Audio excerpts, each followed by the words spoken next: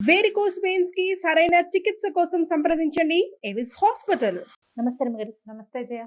రమ్మగారు 2024కి టాటా చెప్పేసి by by చెప్పేసి 25కి వెల్కమ్ చెప్పేస్తున్నాం, స్వాగతం పలకబోతున్నాం మరి కొద్ది రోజులు. 24 ఎలా ఉంది, మీ అనుభూతి ఏంటి? చాలా స్పీడ్ గా పరిగెత్తేసింది కదా, చాలా అది తొందరగా. అందరు ఇదే మాట అంటున్నారండి, ఎవరితో మాట్లాడినా 24 ఎందుకో స్పీడ్ గా అయిపోయినట్టే అనిపించింది జయ. అవును. అవే రోజులు అవే నెలలు అన్ని అవే అయినా కూడా మనకి అలాంటి ఫీలింగ్ అయితే వచ్చింది. అప్పుడే డిసెంబర్ వచ్చేసిందా అనిపించింది ఈసారి అయితే. డిసెంబర్ వచ్చేసింది, అప్పుడే 20 తారీఖుల్లోకి వచ్చేసాము. ఏముంది 10 రోజులు తిరిగేసరికల్లా 25 వచ్చేస్తుంది. అంటే ఇదివరకటికి ఇప్పటికి ఈ సంవత్సరము తీవ్రమైన అనారోగ్యాలు కాదు కానీ ఏమిటో అనారోగ్యాలే ఉన్నాయి జయ. ఎల్లెడలా నువ్వు ఎక్కడ చూడు ప్రతి వాళ్ళకి ఇదేమిటి చికెన్ గున్యా ఒకటి విపరీతంగా వచ్చింది. జలుబు ఎవరికైనా చేసిందంటే ఇంకా అది వదిలిపెట్టలే ఈ ఏడాది. దగ్గు వస్తుంటే నెలల తరబడి జీరగొంతులు గీరగొంతులు, రకరకాల కంఠస్వరాలు, ఆ తలనొప్పులు, ఈ మోకాళ్ళ నొప్పులు అవి వచ్చిన వాళ్ళు అసలు చికెన్ గున్యా వస్తే వదిలిపెట్టకుండా అలాగే ఉంది. కొంచెం ఆరోగ్య సమస్యలు బాగానే బాధించినాయి. అంటే ఇవి మరి తీవ్రమైంది ప్రాణాపాయ స్థితులు రాలా. ఇప్పుడు కోవిడ్ అని ఒక పేరు పెట్టకపోయినా ఎన్ని వైరస్లు వచ్చినాయో రమ్మగారు. వైరస్లో అంటే చాలు వామిటింగ్స్, మోషన్స్, ఎక్కడో తిన్నావు మర్నాడు వామిటింగ్స్, మోషన్స్. నువ్వు కూడా 2 సార్లు 3 సార్లు చూసావు. చాలా ఇబ్బంది పడ్డాను. ఎక్కడికి వెళ్ళినా మనం ఇలాంటి స్థితినే ఎదుర్కొన్నాం 24లో. సరే కొంచెము నిరుడి మీద ఈ ఏడాది ఏమైనా మరి కాస్త ప్రమాదాలు అలాంటివి ఒక రవ తగినాయేమో. అన్ని రాష్ట్రాల్లోనూ ప్రభుత్వాలు మారినాయి, కొన్ని చోట్ల అవే ఉన్నాయి. ఏదో అట్లా తాపీగా నడిచింది అనుకో. ఇంకొంచెం బెటర్మెంట్ కావాలేమో జయ మనకి వచ్చే సంవత్సరానికి. ఈ వైరస్లకి దొరికిపోకూడదు మనం. దొరికిపోకుండా ఉండాలంటే ఇమ్యూనిటీ పెరగాలి. ఇమ్యూనిటీ పెరగాలంటే ఏం చెయ్యాలి, ఎలాంటి ఆహారం తీసుకోవాలి, మనం ఏమి తినకుండా ఉండాలి. అసలు ఎక్కడికి వెళ్ళి ఏం తిన్నా ఏం తాగినా జబ్బును పడ్డాం. అవును, ఏ ఊరు వెళ్ళినా సరే జబ్బే మనకి. ప్లాస్టర్ వేసుకోవటం, మూతికి ప్లాస్టర్లు వేసుకుని జిప్పేసుకుని ఉండటమే సంగతి. కొంచెం హెల్దీగా ఉండటానికి కానీ ఒకటి ఉంది. కోవిడ్ తర్వాత మనకి ఫుడ్ ఇంటేక్ వాటిలలో మనం చాలా జాగ్రత్త పడ్డాం. ఇదివరకు అట్లాగా జనాల్ని కావలించుకోవటాలు అవి మానేసాము. ఎక్కడికైనా వెళ్తే మనం మంచినీళ్ళు మనమే క్యారీ చేయటం మొదలుపెట్టాము. నువ్వు బజార్ వెళ్ళినప్పుడు చూడు, సినిమా హాళ్లలో కూడా సొంత వాటర్ బాటిల్స్ క్యారీ చేసే వాళ్ళే ఎక్కువ కనపడతారు. అవును. తిండి కూడా ఇదివరకటి మీద జాగ్రత్తగా తింటున్నాం మనం. ఎక్కువ స్పైసెస్ వాడుకోవటం, ఈ కషాయాలు అలవాటైనాయి అందరికీ, గ్రీన్ టీలు అలవాట్లు వచ్చినాయి, కాఫీ టీ అలవాట్లు తగ్గించుకున్నాము, కొన్ని హెల్దీ హ్యాబిట్స్ వచ్చినాయి. ప్రతి సంవత్సరము మనం ఇది ఒకటి మాట్లాడుకుంటూనే ఉంటాం. ప్రతి వాళ్ళు ఇన్ని 12 నెలల్లో మనం ఏం తప్పటి అడుగులేసాం, ఏం పొరపాట్లు చేసాం, ఎక్కడ చిన్న కరెక్షన్స్ చేసుకుంటే మన జీవితం బాగుండేది అనేది ఒక పునరాలోచన, ఒక సింహావలోకనము తప్పకుండా చేసుకోవాలి. మనం ఎక్కడ పప్పులో కాలేసాం. ఇప్పుడు నీది నాకు తెలియదు, నాది నీకు తెలియదు కదా జయ, చెప్పుకుంటే కానీ ఎవడిది వాడికి, మన ముఖానికి మనకి అర్థం కావాలి, మనకు తెలుసు కదా. ఎవడి చెయ్యొద్దాం వాడికి తెలుసు. ఇప్పుడు మొహం చూసుకోవాలంటే అర్థం కాదు, చెయ్యి చూసుకోవడానికి అర్థం ఎందుకు? అది మన సంగతి చూసుకోవడానికి మనకి ఒక జడ్జిమెంట్ అక్కర్లా, మనకి మనమే జడ్జిలం. కరెక్ట్. ఎక్కడ మనం గోతులో పడ్డాం, ఎక్కడ పప్పులో కాలేసాం, ఎక్కడ ఫెయిల్ అయ్యాం, ఇది ఆలోచించుకోవాలి. ఇప్పుడు ఏం చేస్తాం జనరల్గా నేళ్ళ నుంచో న్యూ ఇయర్ పార్టీలే చేసుకుంటున్నాం. ఈ న్యూ ఇయర్ పార్టీ వల్ల ఏం మారింది? వాతావరణం మారలేదు, ఏమీ మారదు. మనం మారేది ఏమిటి? డేట్ మారిపోతుంది అంతే. 25 వేయటం మొదలు పెడతాం మనం. ఒక సంవత్సరం మన జీవితంలో నుంచి తగ్గిపోయినట్టు, చిన్నవాళ్ళకేమో పెరిగినట్టు. అంతే కదా. పిల్లలు పెద్దవాళ్ళు అవుతారు, మనం పెద్దవాళ్ళం అవుతాం. అదే జరుగుతుంది. అయితే ఈ మార్పు లేదు, ఏం మార్పు లేదు, దీన్ని మనం చేసుకోకర్లేదు. ఉగాది పండగే మనం చేసుకోవాలి, న్యూ ఇయర్ రిజల్యూషన్స్ అవి ఇప్పుడు ఏం అక్కర్లేదు.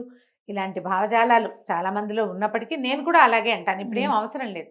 కాకపోతే ఈ డేట్ మారిన తర్వాత ఈ డేట్లతో పాటు మన ఫేట్ కూడా మనం మార్చుకోగలమేమో ఆలోచించుకోవాలి.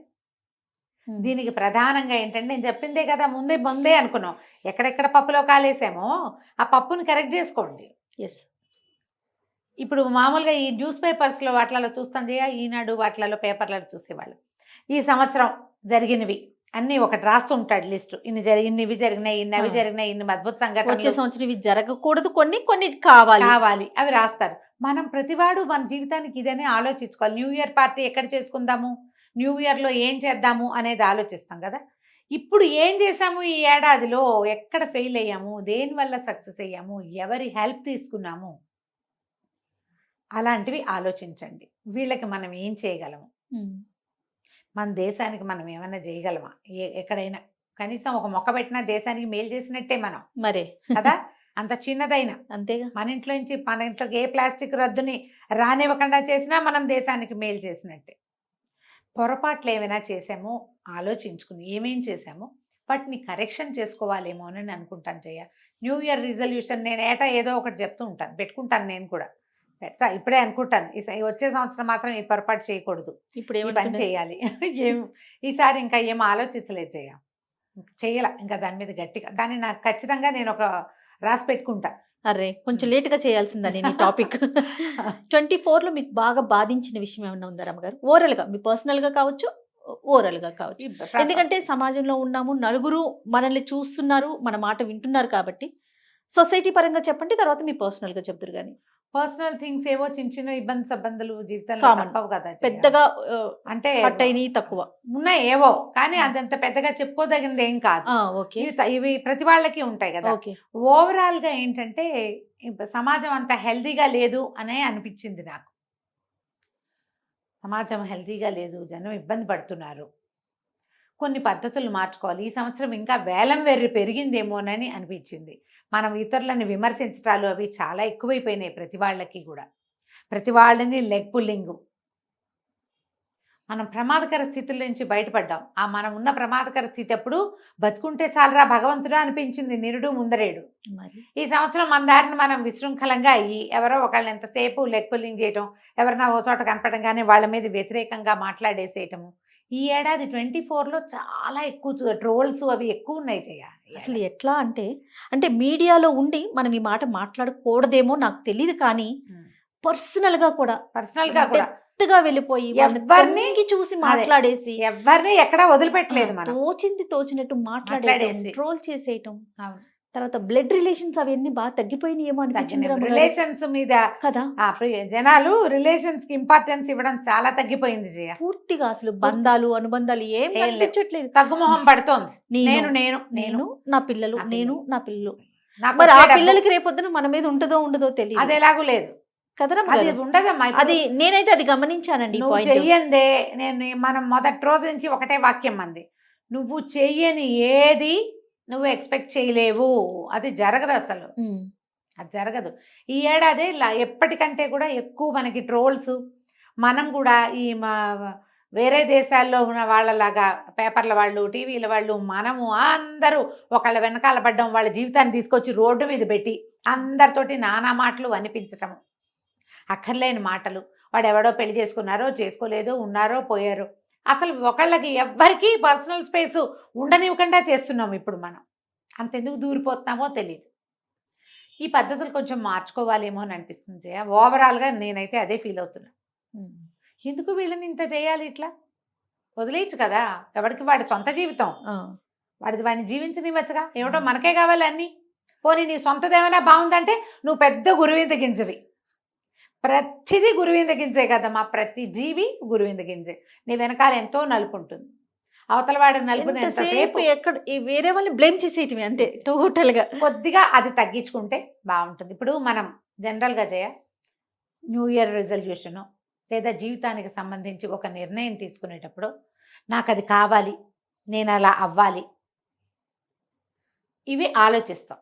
నువ్వేం చెయ్యాలి దానికి మనం బేసిక్ ఏం తెలుసా, దీనికి నీకు ఒకటి కావాలి, నువ్వు ఒకటి చెయ్యాలి అంటే నువ్వు ఒకటి మానేయాలి అనేది ఒకటి ఉంటుంది. ఒకటి ఇవ్వాలి, ఒకటి ఇవ్వాలి, ఒకటి మానేయాలి. నువ్వు ఏమి ఇస్తావు ప్రపంచానికి?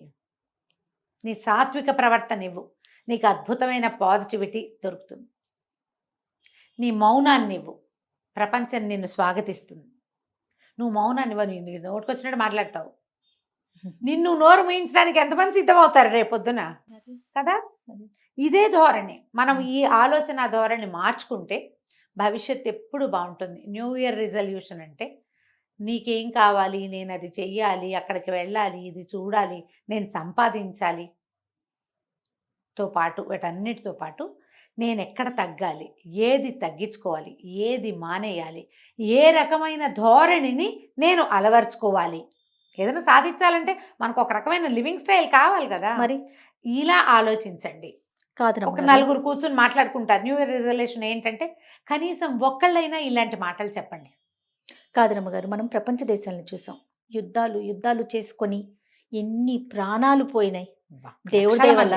మన మన దగ్గర ఏం లేవు. మనం భారతదేశంలో పుట్టడం నిజంగా అదృష్టం. గర్వకారణం అనుకోవాలి, మనం అదృష్టవంతులు అనుకోవాలి. అవును. అలాంటి పరిస్థితి లేదు. మీరు అన్నట్లుగా బతుకు జీవుడా, నేను బతుకుంటే చాలు అని దండం పెట్టుకున్న సిచ్యువేషన్ నుంచి హ్యాపీగా మళ్ళీ నార్మల్ లైఫ్ లోకి అందరం వచ్చేసాం. దానికి దండం పెట్టుకోవాలి. ఈ నెగిటివిటీని పెంచి పోషించుకోకుండా ఉంటే బాగుంటుంది కదా. బాగుంటుంది కదా. అంతర్యుద్ధాలకి దారి తీసే రకంగా చేసుకోకండి. ఈ అంతర్యుద్ధం దేశాల మధ్య, దేశాలు పెద్ద పెద్ద సమాజాల్లో కాదు, చిన్న చిన్న ఫ్యామిలీ సమాజాల్లో కూడా అంతర్యుద్ధాలే. ఈ ధోరణి తగ్గించుకోండి. సెల్ఫిష్నెస్ని కొద్దిగా మార్చుకోవాలి. ఇది ఇవాళ కాదే, ఏనాడో చెప్పారు, సొంత లాభం కొంత మానుకు పొరుగు వాడికి తోడుపడబోయ్ అన్నారు. పక్కింటి వాడికి వద్దు, కనీసం మన ఇంట్లో వాడికి తోడుపడండి. కొంచెం మన బిహేవియర్లో కరెక్షన్స్ ఏమైనా ఉన్నాయా, ఈ సంవత్సరంలో మనం చేసిన పొరపాట్లు, మన వల్ల అయిన గొడవలు, మన వల్ల అయిన తప్పిదాలు, ఏ ప్రాబ్లంకి మనమే కాజ్ అయ్యాము అనేది ఎవరికి వాళ్ళు ఆలోచించుకొని చిన్న చిన్న కరెక్షన్స్ చేసుకోండి.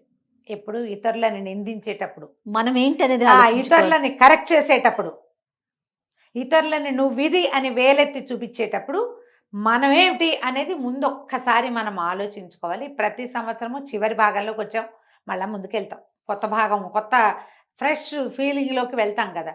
ఆ ఫ్రెష్ ఫీల్కి ముందు మనం ఎదుర్కొన్న బెటర్ ఎక్స్పీరియన్సెస్, మన వల్ల ప్రపంచానికి ఎదురైన బెటర్ థింగ్స్, వాటిని సరి చేసుకుని ముందు రోజులు మరింత బాగుండాలి. సమాజం అంతా బాగుండాలి. ఆ మంచి సమాజంలో మనం ఉండాలి, మనం కూడా బాగుండాలి. సమాజం బాగుండటానికి మనం ఏం చేయాలి అనేది ఒక చిన్న ఆలోచన. నలుగురు కలిసి కూర్చున్నప్పుడు మాట్లాడుకున్నా మనల్ని మనం కరెక్ట్ చేసుకుంటాం కదా. ఇది నువ్వు సమాధానం చెప్పక్కర్లే, నేను లాస్ట్ ఇయర్ ఏమక్కర్లేదు చేశాను అని నువ్వు ఘోషణగా ఎవరికీ చెప్పద్దు. నీ లోపల నువ్వు సరి చేసుకో. అద్దం చూసి మొహం దిద్దుకోండి చక్కగా, అంతే అంతే. ఇప్పుడు మనం నెక్స్ట్ ఇయర్ ఈ ఏడాది చేసిన చెడు తప్పో పొరపాటో వచ్చే సంవత్సరం చేయలేదనుకోండి, ఆటోమేటిక్గా ఈ గాయాలు తగ్గిపోతాయి. ఎవరికైనా సారీ చెప్పదలుచుకుంటే చెప్పేయండి, నా వల్ల ఈ పొరపాటు అయింది, ఈ బ్యాడ్ థింగ్ దీంతో సరిపెట్టేద్దాం, వచ్చే సంవత్సరం బాగా చేసుకుందాం, మనం కలిసి ఉందాం, సరిగ్గా ఉందాం. ఆ సారీ చెప్పడానికి మనమే ముందుండాలి. ప్రతివాడు నేనే ముందు అని అనుకుంటే మొత్తం సమస్యలన్నీ తీరిపోతాయి. న్యూ ఇయర్ రిజల్యూషన్ అంటే కొనుక్కోవాల్సింది, కట్టుకోవాల్సింది, చేయవలసిందే కాదు. రకరకాల దుస్సంఘటనలు, మృగాల్లాగా అయిపోవటం మనుషులు. అవునండి. మనకెంత బతుకు కావాలో ప్రతివాడికి అదే బతికే అవకాశం కావాలి కదా. ఇక పెద్ద పెద్ద చదువులు చదువుకున్న వాళ్ళు, సమాజానికి ఉపయోగపడాల్సిన వాళ్ళు, అలాంటి ఇంగితం కూడా లేకుండా ప్రాణాలు కూడా తీసేస్తున్నారు కదా. ప్రాణాలు తీసేయటము, ఆడపిల్లల విషయంలో దుర్మార్గమైన ప్రవర్తన. అవునండి, అవును. అసలు ఒక్కొక్కటి తలుచుకుని ఏదైనా పేపర్ చూస్తే బాబోయ్ రేపేం చూడాల్సి వస్తుందో దేవుడా అనిపించే ఇలాంటి సిచ్యువేషన్స్ కొంచెం అవి తగ్గాలేమో జయ. ఎట్లా మనుషులకి నేనే కాదు నాలాగా పక్క వాళ్ళు కూడా బతికే అవకాశం ఉండాలి అని ఎందుకు అనుకోవట్లేదండి. రోజు రోజుకి అలాగే వెళ్తోంది సమాజం. ముందుకెళ్తామంటే ఎలా ముందుకెళ్తుంది? మనం టెక్నాలజీ ముందుకెళ్తుంది. ప్రపంచంలో ఎక్కడున్న వాడితోటైనా మాట్లాడుతాం. ఎవరికైనా ₹1 పంపాలంటే ప్రపంచంలో ఎక్కడున్నా ₹1 1 నిమిషంలో పంపించేయగలుగుతున్నాం. దీంతో పాటు చంపేయగలుగుతున్నాను జయ. అవును అవును, చంపేస్తున్నాము, నాశనం చేసేస్తాము, బతికే అవకాశం లేకుండా చేసేయటము పరమ క్రూరమైంది. మృగాల్లాగా గారు. మనిషి అన్న, మనిషి ప్రాణం అన్న, ముఖ్యంగా ఆడపిల్లల ప్రాణం అంటే లేదు. పురుగును చూసినట్టు చూసి నలిపి పడేస్తున్నారు. దాన్ని నేలకేసి రాసేయటమే. సమాజం ఎలా వీళ్ళు సమాజంలో మామూలు మనుషుల్లాగా ఎలా తిరగలుగుతున్నారో ఏమో. వీటికి శిక్షలు లేవేమో జయ. ఇంకొంచెం శిక్షాస్మృతి గట్టిగా ఉండాలేమో. ఇది పదే పదే అనుకుంటామండి.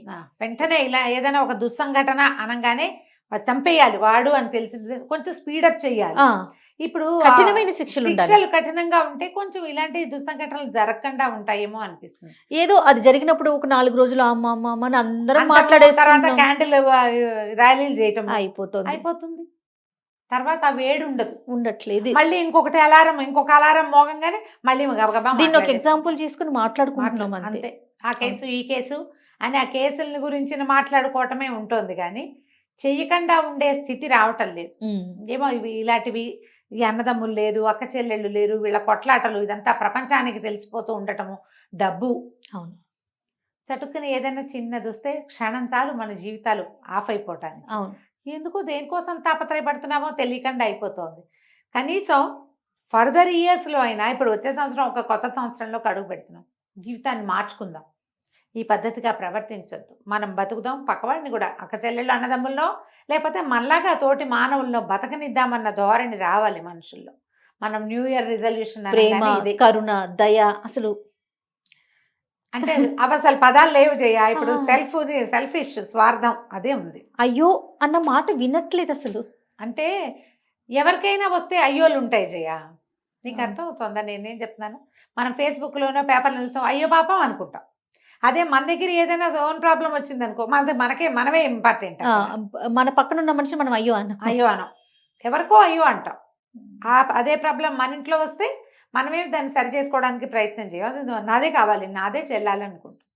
మనుషుల ధోరణిలో కొంచెం మార్పు వస్తే బాగుంటుంది. Yes. మనమే ఆరోగ్యం అసలే- మీద దృష్టి పెట్టడం, ఆలోచన శైలిలో మార్పు రావడం. మార్పు రావటం, ఈ రెండు వచ్చే సంవత్సరానికి చాలా అవసరమని అనిపిస్తుంది. మరి తప్పకుండా రమ్మగారు ఇంకొకసారి సుమన్ నూతన టీవీ సంవత్సరం ప్రేక్షకులందరికీ ఎస్ సుమన్ టీవీ ప్రేక్షకులందరికీ కూడా మనం నూతన సంవత్సర శుభాకాంక్షలు.